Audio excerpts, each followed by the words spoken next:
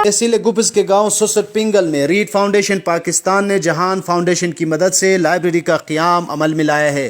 ये लाइब्रेरी मुल्क में रोशन उस इल्मी चिराग की रोशनी है जो रीड फाउंडेशन पाकिस्तान ने जलाया था। सुसट के रहायशी उस्ताद रुकाम अली शाह ने अपने घर का एक हिस्सा अपने गाँव में इल्म की रोशनी फैलाने के लिए जहान फाउंडेशन को इनायत कर चुका है। 2 बड़े हॉल्स पर मुश्तमिल इस लाइब्रेरी के लिए रीड फाउंडेशन पाकिस्तान 5000 किताबें फराहम कर चुका है।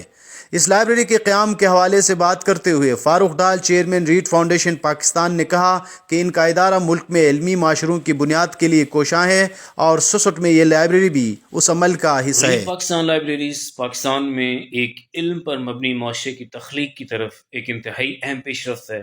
गिलगित में हमने इसकी बुनियाद एक नीलम नामी नौजवान बच्ची की मदद से सैयद रुकाम शाह जो कि एक उस्ताद हैं उनकी जगह पे सुसत ग़ज़ल में हमने रख दी है और उम्मीद है हमें इंशाल्लाह इसकी मदद से हम पूरे गिलगित में एक जाल फैलाएंगे लाइब्रेरीज़ का और गिलगित को एक इल्म पर मबनी माशरा और पूरे पाकिस्तान को एक इल्म पर मबनी सोसाइटी तश्कील देने में कामयाब हो सकें। जहान फाउंडेशन खलती से ताल्लुक़ रखने वाली नीलम वली की काविश है जो अपनी वालिदा से मंसूब फाउंडेशन के ज़रिए इलाक़े में मुख्तलिफ शोबों में खिदमत देना चाहती है। सुसट जैसे बुनियादी सहूलियात से महरूम गाँव में 5000 किताबों से लाइब्रेरी का क़याम एक निहायत खुशाइंद अमल है।